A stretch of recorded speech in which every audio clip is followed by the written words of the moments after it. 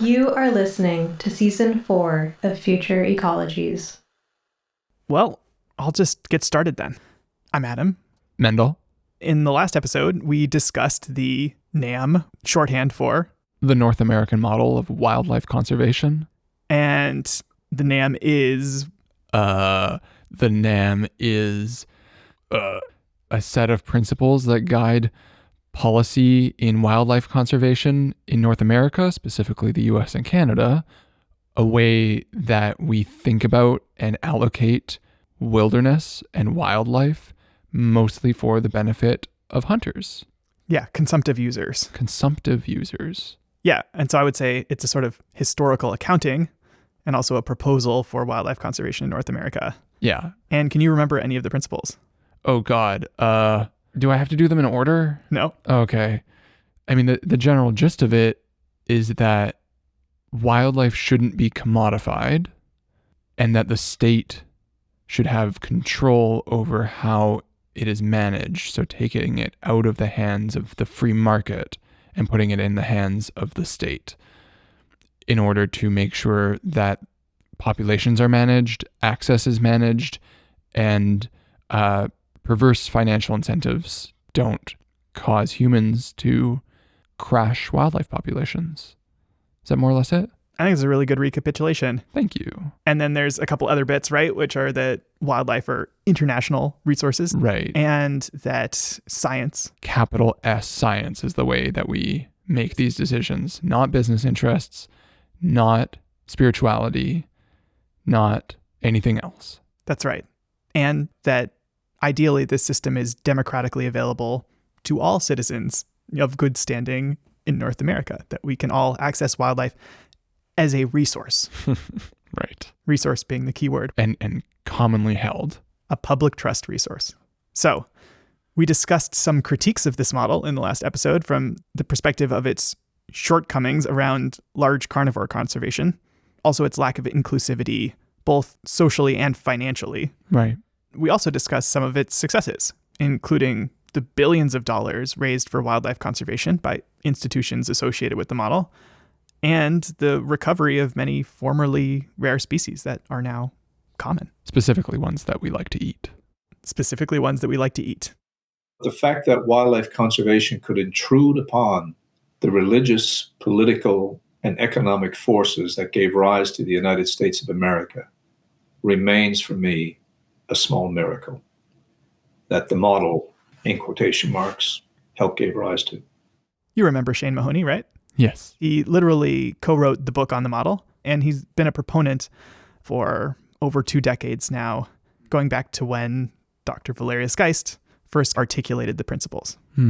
So today we're going to get into some issues that we didn't have time to address in the last episode because, frankly, they're enormous.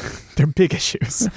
And the first one is the erasure of indigenous peoples from the history that the model is describing and the principles that it articulates, which mirrors the settler colonial enterprise's attempt as a whole to erase indigenous people from the continent.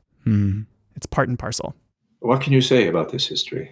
I mean, you can say it was repeated all over the place, all over the world in different times and categories. But the truth of the matter is it was brutal, fiendish, and simply hard to imagine for most of us today. And what's even harder to imagine, of course, is that we have manifestations of those parameters and attitudes and feelings that are repeated up until the present time. Yeah, I'll co-sign that. There's subtle and not so subtle echoes of colonization everywhere. Yeah, it's an ongoing process. And I think we've discussed it a lot on Future Ecologies. We're going to discuss it today, not in the negative, but from this perspective of a bright spot. And that bright spot is right here in coastal British Columbia. So with that, I have 2 introductions for you. Yeah, my name is Mukwesklaw, which means white bear in my language. My other name is Doug Niesloss. I work as the elected chief as well as the stewardship director for the Kitasoo Hehes Nation on the central coast of BC. And I'm Kyle Artell. I live in Wachwisak's Heiltauk, or Heiltauk Celtic territory, just south of Kitasoo Hehes territory where Doug is today. I'm of European descent. I'm a adjunct assistant professor at the University of Victoria and a biologist with Raincoast Conservation Foundation. So Heiltsuk and Kitasoo-Heihei's territory is part of what is now popularly known as the Great Bear Rainforest. You heard of it? I have heard of the Great Bear Rainforest. That's basically like pretty much all of coastal BC north of Vancouver Island. Yeah, and Doug lives in the community of Klemtu. Oh yeah, Kilit Klemtu is a small community on the Central Coast. It's home to about 350 people. We have 2 different nations that live here, and we're surrounded by some massive fjords out to the east where all the grizzly bears are, and islands on the outside where the Kitasoo people are from. And that's where we get some of the largest populations of spirit bears. I've heard of spirit bears. What are they exactly? Yeah, spirit bears are black bears with a rare recessive allele that gives them a white coat. So they kind of look like miniature polar bears. They only occur in this part of the world, mostly just on a few islands. But black bears and spirit bears aren't the only bears out there. The Great Bear Rainforest is also home to the grizzly bear, who, even as the apex predator of the system, are vulnerable to hunting by people. So I used to be a bear guide. I started up an ecotourism operation here in my community. I had some guests from all around the world, and my job was to go and take them and show them the beauty of the culture and the wildlife and the territory. You know, we were trying to build a thriving business in our backyard, and this must have been around 2004. I just remember we saw something in the water. It looked like maybe it was a dead seal. We could just see something dark, and so we all walked over. It was the first time I found a dead grizzly bear, and his head was chopped off, his fur was gone. Someone had shot it for a sport. That's when I learned more about trophy hunting, and it was this industry where people come and shoot something for a sport. And I just thought that violated everything we were taught in our culture, to have respect, violates our values, violates everything we believe in. So that totally transformed my life and set me on a path to try and do something about it. What Doug did in response to this experience? That's what today's episode is all about. It's an incredible success story that I think can show us another way to think about wildlife conservation. So, from Future Ecologies, this is Model Citizens, Part 2, Barely Legal. Oh my God. I can't believe you've done this. That title is unbearable. Just bear with me, okay? Broadcasting from the unceded, shared, and asserted territories of the Penelakut, Hulwitsum, Lalem Sarataneo, and other Hulkaminam-speaking peoples. This is Future Ecologies, exploring the shape of our world through ecology, design, and sound.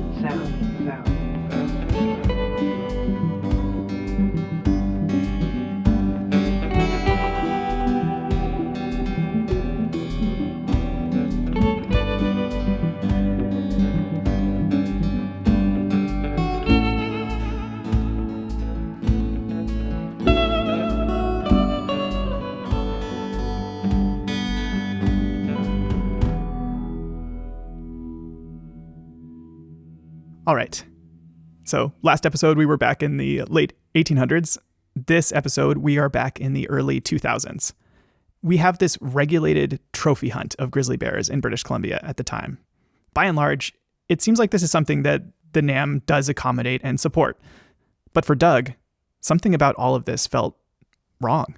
At that time, the province had a legal obligation to protect grizzly bear habitat. And I remember the province sent over these grizzly bear habitat maps, and they were missing all the islands. There wasn't one island a part of their population for grizzly bears. And so as a bear guide for over 10 years, I phoned the province and I said, you guys are missing big chunks of data. There's grizzly bears all over the islands. They said, what evidence do you have? And I said, I got video, I have photo, I have GPS. I said, what do you guys want? I'll send it over.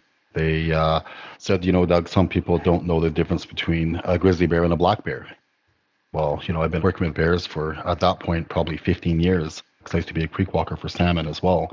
And they basically said, you're not a scientist, you're not a biologist, you can't be making these sort of allegations. Maybe that shouldn't be as shocking as it is.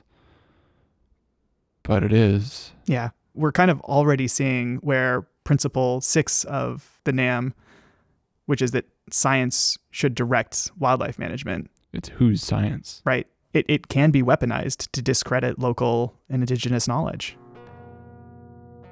Doug doesn't only know the difference between a black and a grizzly bear, but he knows them individually. That's John, and that's Frank, or whatever. And Frank is Sam's son, or whatnot. And so this idea that the response would be, you're not a scientist, so you're probably seeing black bears, is absurd, because it wasn't just that he saw a grizzly bear, he probably knew which grizzly bear that was. Science is supposed to be transparent. Science is supposed to be open. So when sort of the claim of science is used as a blunt instrument politically, of course it runs against respectful conduct with anyone, but it also goes against sort of the tenets of science itself. This was a red flag for Doug, for how grizzly bear populations, and this grizzly bear hunt in particular, were being managed in the province. And his counterparts in the neighboring Central Coast First Nations had seen some red flags of their own.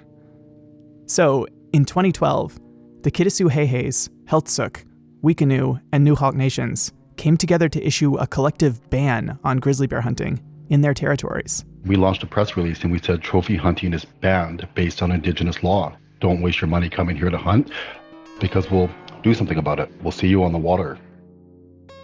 And it was really some of the first times I've seen people ban something based on Indigenous laws.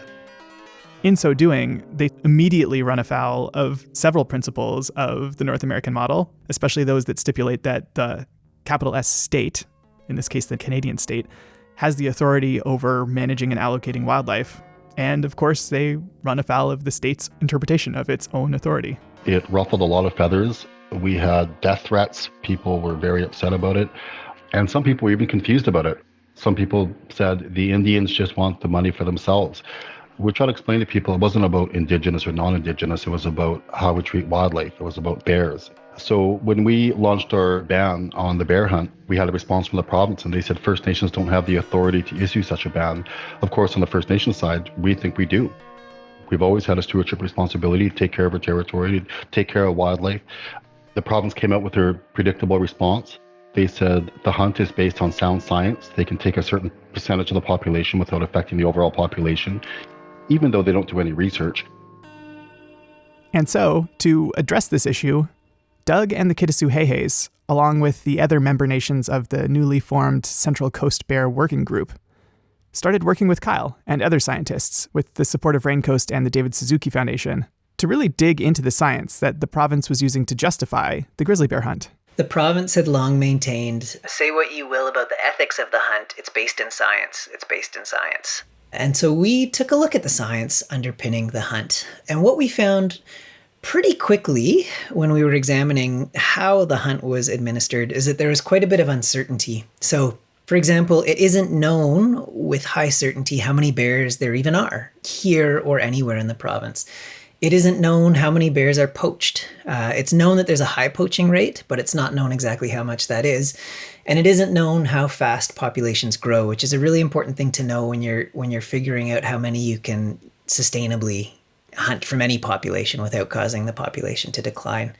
Kyle says that this lack of scientific rigor on the part of the management authority isn't limited to the Great Bear Rainforest, not by a long shot. We did a review of the claim of the model that science is the proper tool to discharge policy, which is a great way to describe it. Discharge is right in that name, right? I mean, the science is coming right down a barrel.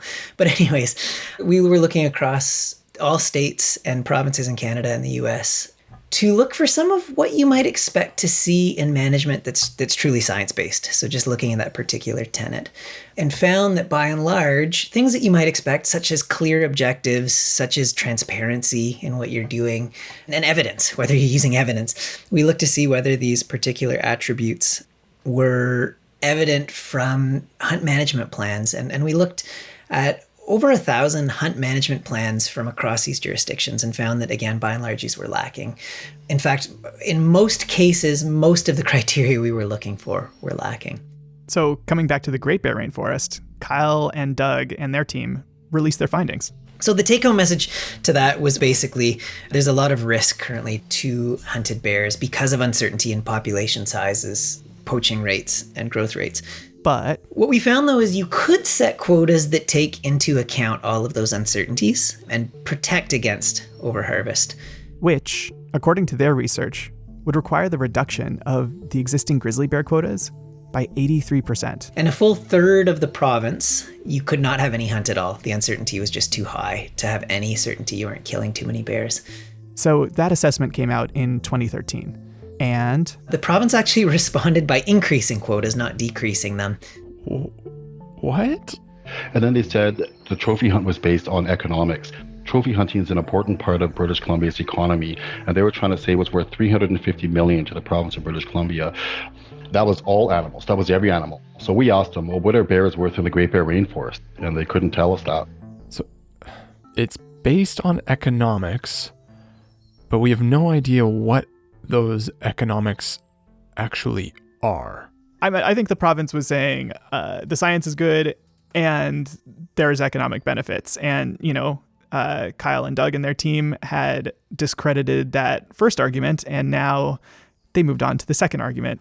That second argument is kind of another core idea of the North American model, that the revenues from hunting provide economic benefits to communities and ecosystems, right? Sure. So Doug and the Kitasoo Heiheis, they get a team from Stanford University's Center for Responsible Travel to do an economic analysis of the grizzly bear hunt. They blew the government numbers out of the water. They basically said that the government actually spends more money managing the hunt than they actually make on the hunt. That tourism is way more valuable, bringing in $15.2 million compared to the $1.1 million from the trophy hunt and the resident hunt combined. So they had no economic argument to stand on. Their ecological science found lacking, their economic argument falsified. You have to look at this thing and you have to think, like, why are they so dug in? Presumably because policymakers are attached to the North American wildlife model as being the thing which supports conservation. Yeah, that could be one reason. It's hard to get inside the minds of policymakers per se, but it's clear that that cultural attachment to hunting being a part of our conservation model, and that like species that aren't hunted are somehow like less conserved is in there, right? It's in the mix. And here's Doug and Kyle. They're essentially hacking away at the economic and scientific justifications for the hunting of grizzly bears in the province. And it's not clear that there's any hunting benefit to conserving this species unless you count reduced interactions between bears and the general public, which is kind of a circular argument. So all you're really left with are kind of the political and cultural justifications that we were discussing. And Doug wasn't having any of those. I mean, wildlife's an extremely important part of our culture. It's in our songs, in our dances, in our stories, in our clan systems. So wildlife are very much ingrained in who we are, and we have a lot of respect. We have relationships with wildlife. That's something we want to be able to share. But First Nations have never had an opportunity to have a say in wildlife management. Instead, it's other governments like the provincial and federal governments develop their rules and regulations, and they leave us out. Now, if you take something like the Wildlife Act, it was developed in the late 1800s by hunters, for hunters, with very little conservation mandate and no First Nations input. And that's still true for 2022. To me, the bear hunt issue for us was larger than bears. Of course, we have a lot of respect for bears, but it was also about Indigenous law. While it took a number of years, public pressure to end the hunt grew. And eventually, the new BC NDP government ended the hunting of grizzly bears across the province, categorically, in 2017, including in the Great Bear Rainforest, where, of course, the Central Coast First Nations had already banned it in 2012. We hereby second this ban. Yes, it took them a while, but they came around. And Doug says that there's been a huge improvement, especially for the tourism industry, which allows Kitasoo Heiheis to offer high-quality employment to people of all ages and genders, and brings in about $2.5 million in annual revenue for his small community. Well, I've seen a huge change in my lifetime. I remember when I first started guiding when trophy hunting was big, and all these trophy hunters would come and blast all the bears. So we would roll in with our little tourism operation, and you would see the bum of a bear running away. They associated boats with hunting, so you would be very lucky if you can get a glimpse of a bear before it ran off. You can sit there and watch a bear for hours now. It's been night and day. That's so sweet. It's so amazing that those animals can be rehabituated so quickly. Mm-hmm. Yeah. Yeah. What difference it makes when we make an honest attempt to coexist. And, I guess what seems clear is that the population of bears, at least at this point, has not suffered for lack of hunting. Also, Doug told me that the end of the hunt is only the tip of the iceberg in terms of what's going on in wildlife management across the territories of the Central Coast First Nations. Each one of our communities have set up a stewardship office. It's dedicated to stewardship, which is pretty cool. So we are driving everything from land use planning to marine use planning. We're driving science. We have watchman programs. We have language programs. We're building capacity within our communities to drive the science. We're doing everything from rockfish research to sea cucumber research, mountain goat research, bear research, salmon research. So we are investing a lot of time and effort into stewardship and sustainability. And all of this research and revival of traditional knowledge and investment in proactive management, Kyle says that it's really paying off. Looking at grizzly bear stewardship among Central Coast First Nations is a really incredible example of international collaboration among Wikanu, Kidisu, Jejes, Heilchauk, and Nukhalk nations coming together for this huge research project on top of the things that we've already talked about. In Nukhalk Nation, so Bella Coola Valley, there's this amazing bright spot for bear-human coexistence. I've spent a lot of time in the literature looking at approaches to dealing with bear-human conflict, and I haven't come across such an amazing, holistic, successful approach to dealing with that conflict with bears anywhere else. When bears come into people's yards in the Bella Coola Valley, Jay Moody and his Bear Safe group, they'll address all the attractants. You know, if there's fish guts, they'll take them out and they'll go compost them. If there's a fruit tree, they'll put an electric fence around it. They'll talk with the landowners and explain what's happening and work with them to come up with a solution. They'll put on a Nukhalk radio so that it sounds like someone's home. If a fish has been stolen, you know, if an elder gets a fish stolen by a bear as part of the conflict, they'll work to replace that fish. Like, they address this whole conflict from all these different dimensions. And the bears there do not reoffend. When Bear Safe crew has gone there and dealt with a bear conflict in someone's yard, the bears don't come back. It's addressed. I love this restorative justice angle for bear-human interactions, right? Like, when things go wrong, we can fix them. That's such an interesting way to put it. It is kind of like a restorative justice framework where the end point of the process is not one of the parties to the conflict is dead. Right, yeah, it's not punitive. Yeah, I think that's a good way to describe it. And if you remember back to the last episode where we're talking with Mark Elbrook about the challenges faced by people who are trying to conserve mountain lions, these are exactly the kinds of solutions and cultural changes that I think he was talking about that could be implemented to address those kinds of conflicts as well. And just so there's no misunderstanding here, the folks up in the Great Bear Rainforest, they're not against hunting. Not by a long shot. Absolutely. I mean, this isn't an anti-hunting sentiment by any stretch of the imagination. I think that there's probably more wild protein consumed here than in most places in North America. So it's not an anti-hunting thing, but the approach to taking care of wildlife here, of other species, was just so much more suited to place, so much better suited to the wildlife, because what has existed here for millennia has worked for millennia. So, what we can learn from their approach? After the break.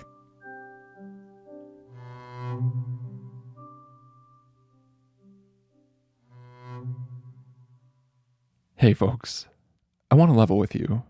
A lot of work goes into making this podcast. We don't do news stories because each episode is the product of months, sometimes years, of research, interviews, writing, scoring, and sound design. We've had some amazing help along the way, from guest producers, so many musicians, remote recordists, and other collaborators. But the team here at Future Ecologies is still just Adam and I. Plus, Adam somehow has another full-time job at the Galliano Conservancy. I have no idea where he finds the time. We make this podcast because we think there are people who need to hear it. To hear stories that change how we orient ourselves, individually and collectively, as humans in nature. You might be one of them. Then we produce the hell out of it, to the limits of our abilities, because we want it to be memorable, musical, and, above all, fun to listen to. Then we give it away for free, because we think that's just the way it needs to be. This show is for everyone. And maybe someday this won't be such an absurd business model. But as of right now, just over 200 incredible people are helping us make this podcast. You can meet them all at futureecologies.net/patrons.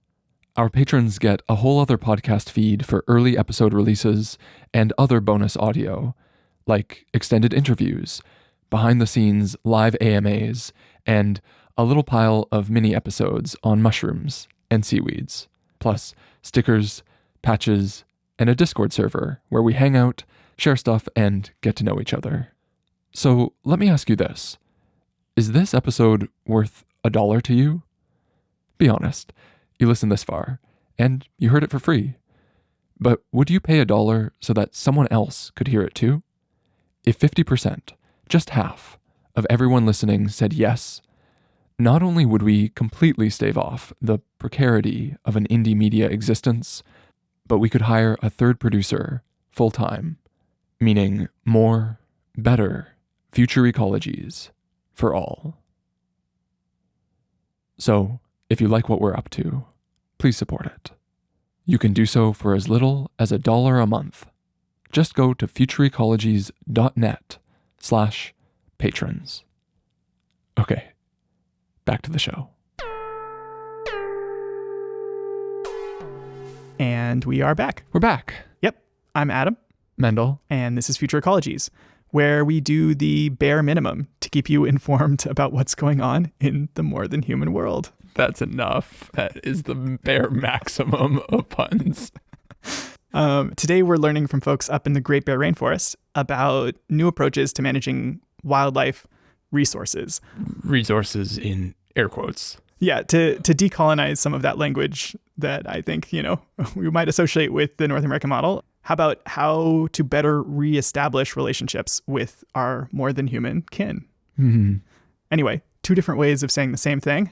More life for more things. Right.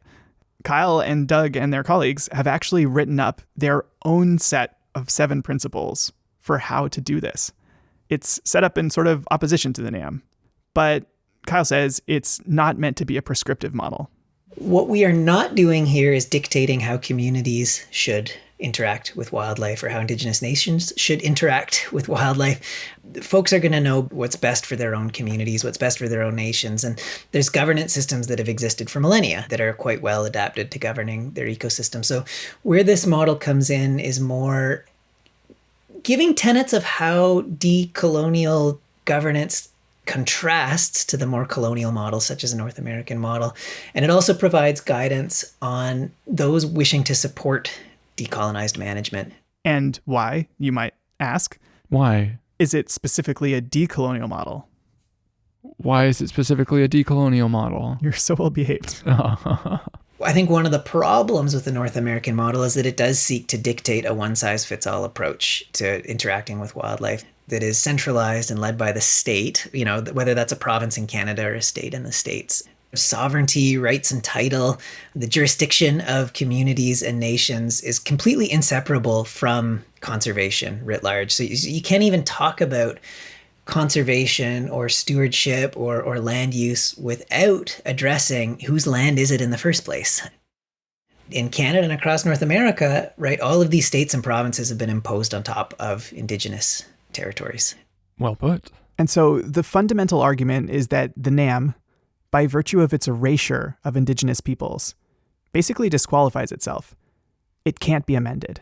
It's not about slightly evolving the North American model. So how do we take this centralized approach and tweak it here and there in order to better incorporate various perspectives or whatnot, but that really to have an appropriate approach to governance, it's really about Doug knows best what works well for Kitasukhehes, right? The province doesn't, just to put that bluntly. The province could potentially support that work, but that would be a very different model if the province was saying, hey, Doug, how can we help what's happening? Okay, enough stalling. You said you have 7 new principles? Yep. Let's hear them. Sure. The nice thing is I don't really have to explain them because they're kind of self-explanatory. In the paper that they recently published on this new model, they come with some really nice illustrations. Okay, principle 1. Stewardship of resources is inseparable from the rights, title, responsibilities, self-determination, and sovereignty of Indigenous peoples. Bam, there it is. Number 2, practitioners steward interconnections among species, people, and their environments. Okay, so it's not each individualized group of animals or plants, it's how they're connected. Yeah, which is sort of the definition of ecology, I guess. Mm-hmm. We're stewarding ecologies instead of species. Right. Principle 3, all available knowledge sources are considered and respected. Not just capital S science. Principle 4, environmental stewardship is place-based, centered on communities, with collaborations with other governments as appropriate. The state is a supporting actor to the local communities, if desired. If. Principle 5, practices reflect, support, and/or are led by local governance structures and legal systems. So total relocalization of governance here. Principle 6, practices reflect local values and worldviews. And Principle 7, governance recognizes, respects, and addresses the cultural importance of species and places.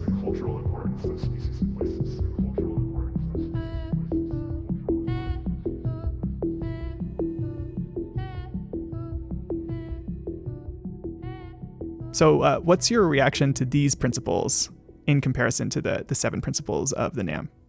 I find it a lot easier to relate to these principles. That so much about ecology is so context specific. And of course, it feels self-evident that the people who have the most insight into how to negotiate those relationships effectively are people who have been on that land for a long time.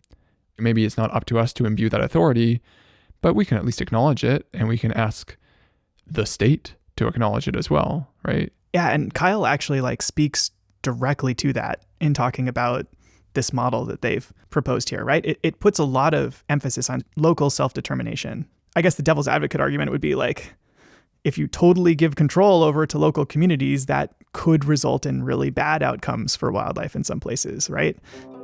And Kyle says, either way, that's the point. Certainly there's millennia, again, of evidence that the governance systems in place before centralized industrial colonial systems were imposed better sustained people and ecosystems alike. But that said, it's critical to realize that people's rights are not contingent on getting a certain outcome that we want. So we can't say, yes, Indigenous peoples have the right to govern their own resources as long as they do it the way that I think they should.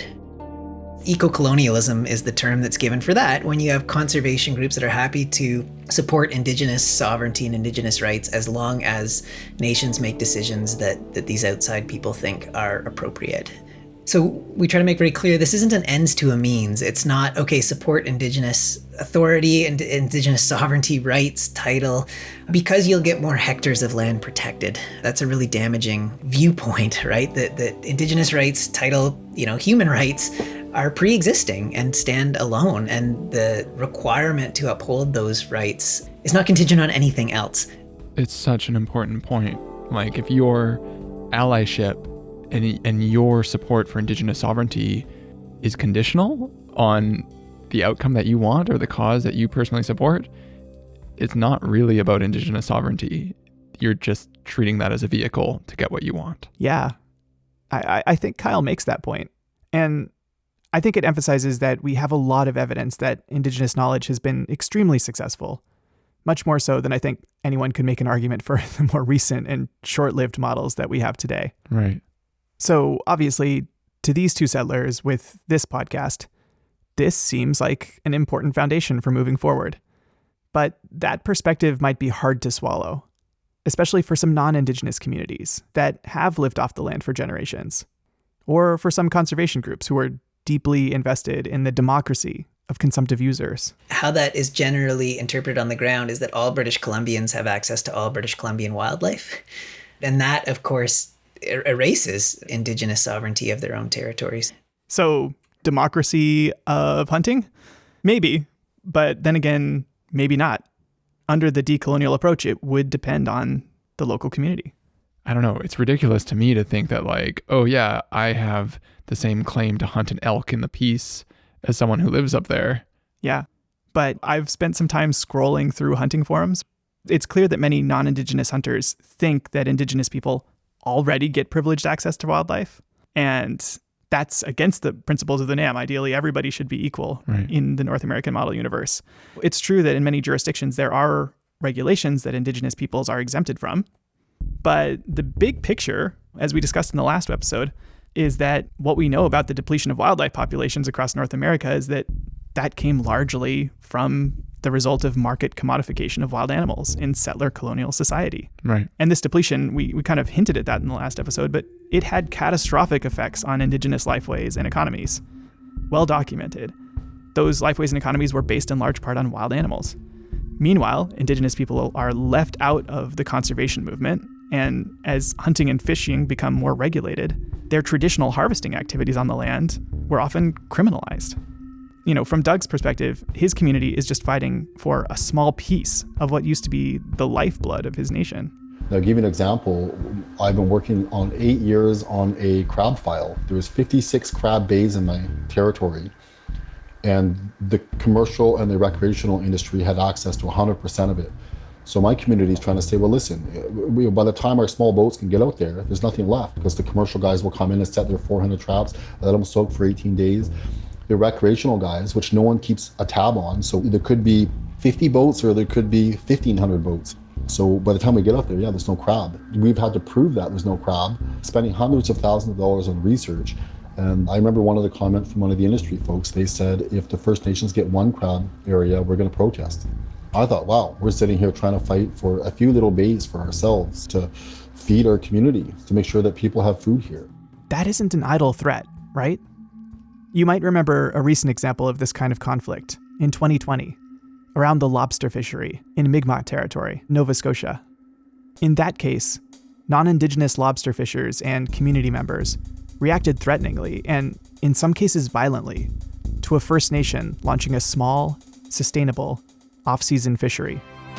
Good evening and thank you for joining us. There is a disturbing development in the escalating violence of an Indigenous lobster fishery in Nova Scotia. Last night, 200 non-Indigenous commercial fishermen gathered outside a lobster pound. This Indigenous fisherman says he barricaded himself inside. They said they won't let me leave unless they have my lobsters. A lobster pound being used by Mi'kmaq fishers has been completely destroyed by fire. This is all that's left of the facility. A Supreme Court ruling 21 years ago upheld Indigenous fishers' right to earn a so-called moderate livelihood outside of regular seasons. But no rules were established as to how that should be implemented. That's led to standoffs on the wharf for weeks. With each violent episode, calls for peace become more urgent. Investigations continue into a slew of other incidents, including this, the most troubling episode yet. The fundamental disagreement is over who has the authority to determine access to wildlife, right? The NAM would say that the state does, and the decolonial model would put that power in local control. And in many cases, this would vest it in Indigenous communities. So for Doug, going along with the NAM is just no longer acceptable. Yeah, I just see so many flaws in this model of management. There's a lack of science. There's a lack of management plans. There's a lack of enforcement agencies. There's a lack of First Nations input. If you have people in Victoria or Nanaimo that manage our wildlife, people that have never been here, have never stepped foot in our territory, they'll sit there and allocate the wildlife to all these different user groups with zero information.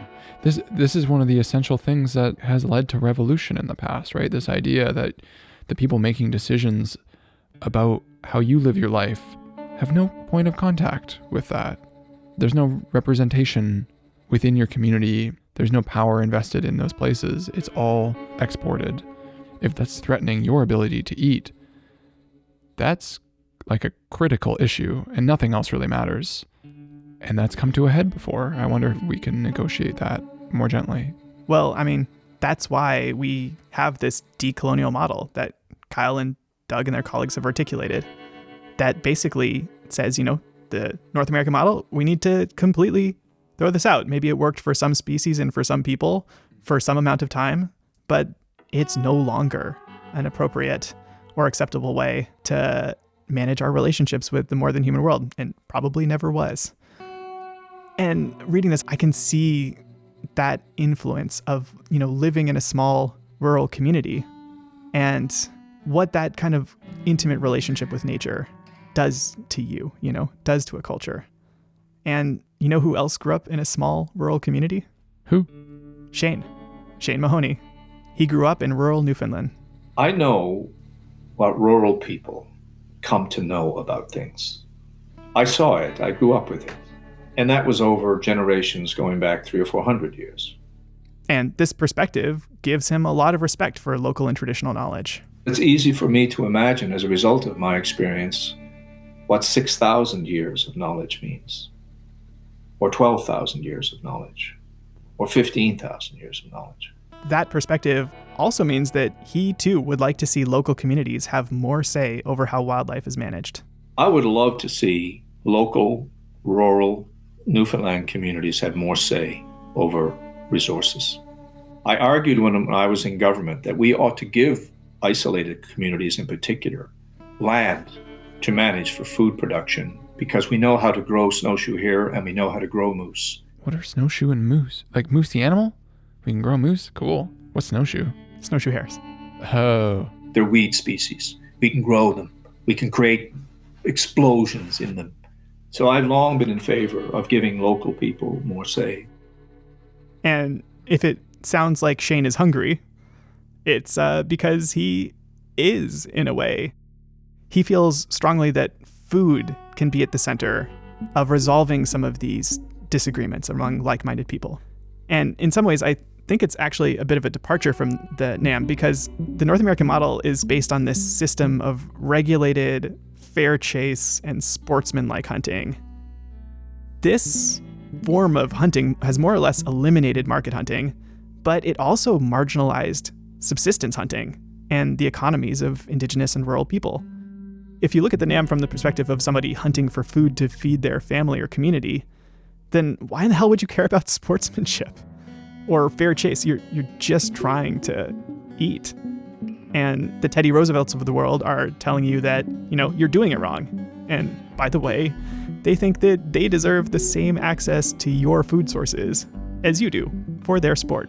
Mm-hmm. So Shane, with his company Conservation Visions, has started something called the Wild Harvest Initiative. The Wild Harvest Initiative was an attempt to transcend the differences amongst people by finding a common language that we could all speak and would all care about. That wasn't science, and it wasn't climate change. I needed something much, much more fundamental to bridge this dialogue. That's food. Natural food, sustainable food, healthy food, and also food that you touch, that you have a personal investment in, whether that's growing your vegetables, picking your own berries, hunting your own meat, raising your own chickens. This is real. And I wanted to convince people that the sustainable use of wild foods is not a sideshow. It involves billions of people if you include world fisheries, for example. And if we thought about landscapes primarily as food provisioning systems, by we, I mean society, it would fundamentally change almost everything. So what is he proposing? Well, right now, he's working with states and provinces to try to figure out just exactly how much wild food is being harvested and consumed by families in North America. Because nobody really knows. Huh. He wouldn't share any numbers with me just yet because he's working on a long time sample, but he says it's a whole lot. I will tell you that there literally are billions of meals being provided, and you have some idea then about what this is worth. And once he figures out how much food is being provided, right, how much wild food people are eating in their day-to-day lives, he has some questions. What would happen if we stop these activities? What will be the ecological cost of replacing all that wild food? And secondly, to ask the question, well, is it possible for us to very substantively increase the production of wild foods? I think that this last question is really interesting. And I think it's something that Kyle and Doug would also see a lot of value in because of the importance of wild, traditional food to coastal communities. I want to open people's eyes to these kinds of possibilities because, in my view, while we can't ever assume that we can feed the world only on what is produced in the wild any longer, I think we could do a much better job of that at a local, regional, and even at national and international levels if we really tried. And I'm interested in really trying because as somebody who values his own wild foods a great deal and who grew up in a culture where that was extremely important, I also know how it changes people's views, how it shapes people's views if they are providing for themselves in a direct way. One of the changes that he brought to my attention that's really stuck with me is that we're much more likely to share wild food. Whether it's berries for our grandmother's pie, or whether it's a moose that we harvest for our own meat, we are compelled to share. We are not compelled to share the foods we buy. So this tells us something about the profound nature of this. If I'm harvesting wild food, I'm so much more likely to want to share it with other people or to enjoy it with other people. And I've had so much of that kind of food shared with me in a way that, with store-bought food, it's just not the same. And it took me a while to realize this, but for Shane, while he does care deeply about wildlife, he's dedicated his career to it, he also cares just as much about local human cultures and his own community. You take rural Newfoundlanders out of their fishing, bird hunting, moose hunting, seal hunting context, and even if they live on the same island, they're not the same. So I'm sitting there talking to Shane, and I'm thinking about how I'm having this kind of two-way conversation with people who are living on opposite coasts of this huge country that we call Canada. You've got Shane in Newfoundland, Doug in Klemtu, Kyle in Bella Bella, and me over here on Galliano. And we're all just people living in these small rural island communities who want to preserve the ability to live alongside wild animals and, occasionally to eat them. All of the rest of this stuff about the NAM, it's just kind of in the way in some ways. Like, I don't want to gloss over the disagreements in this episode.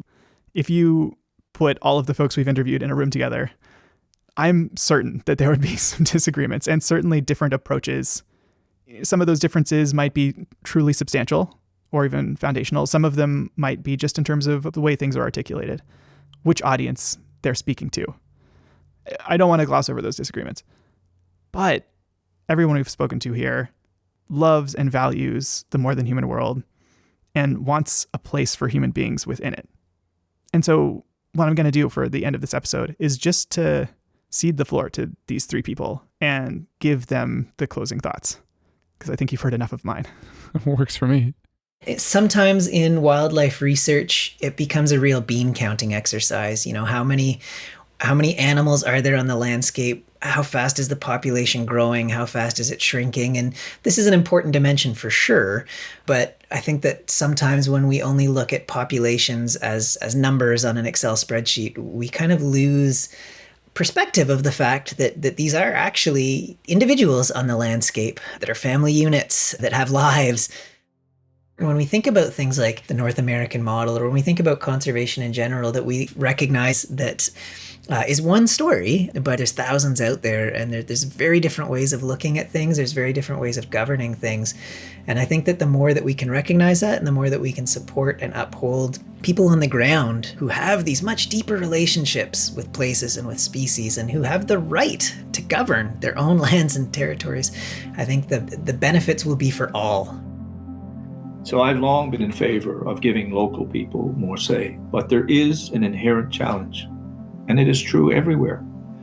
Communities need capacity. Conservation is an incredibly complicated piece of business. Economics, politics, culture, science, local knowledge, ecology, climate change, it's this. Instead of being the simplest thing, which some people seem to talk about it like it is, it's the most complicated adventure in life. We learn a lot just from watching wildlife, and wildlife have given us so much. We learn how to survive in our stories. It's the bears that taught us how to survive, what roots to eat, what berries to eat, how to eat the salmon. Things like bears, I think, have a really important service that they offer. They're aerating the soil so that more nutrients can grow, so you get productive estuaries. They're eating the salmon, they're taking it into the woods, and that salmon is decomposing into the soil, into the roots of the tree, where you're getting nitrogen-15 that's producing massive old growth forests. And so my people always say everything is connected, and it is. People say you can't talk about bears without talking about salmon, because if you remove the salmon, you remove the bear. If you remove the bear, you remove the forest. And so everything's connected. My elders always say to me, you can develop all the management plans you want. You can draw a circle on a map, but it doesn't protect anything. They said people do. So get your own people out there and protect it. I'll leave you with one small anecdote. I met a man, his name was Louis Melvin, 40 years older than I was. And he was a big fisherman, big fish killer, as we say here. Like a lot of rural Newfoundland fishermen, he hated whales. And he hated whales because the whales, particularly the big whales, the humpbacks, they got in his cod trap, of course, and when they got in, they went into a frenzy and couldn't get out, and they tore it to pieces. And these are massive things. You need 3 and 4 boats to set them out. And so he would lose his season. So he really hated whales. After he finally gave up fishing, he was 78, 79. That's when he came out of an open boat. I cut him down at the end of his garden one day in June. We have schools of fish that come in here called capelin that come in massive numbers, and the whales and the fish come in behind them, feeding on them and so on. And the whales will come in right next to the beaches, and they'll turn on their sides to get as much of these fish in and then blow it through their baleen plates. Anyway, Louis was down there, and he was fairly deaf by that time. And I hit him and said, "What are you doing, Louis?" He said, "I'm watching the whales." I said, "Oh, yeah." I said, "I thought you didn't like whales, Louis." And he looked at me and he said, "Shane, they were only like us. We were all chasing fish. If he could invent a completely new philosophy of nature, then I think it's possible for all of us."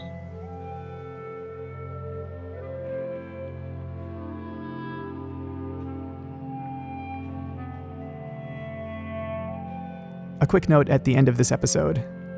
In March of 2022, the BC NDP government introduced Bill 14 to amend the Wildlife Act in order to, quote, ensure greater collaboration and reconciliation with Indigenous peoples in the management of wildlife in the province, unquote.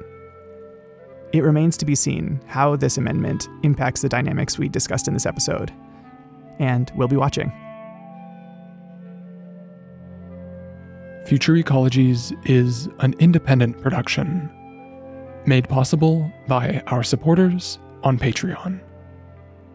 For citations and a transcript of this episode, visit us at futureecologies.net.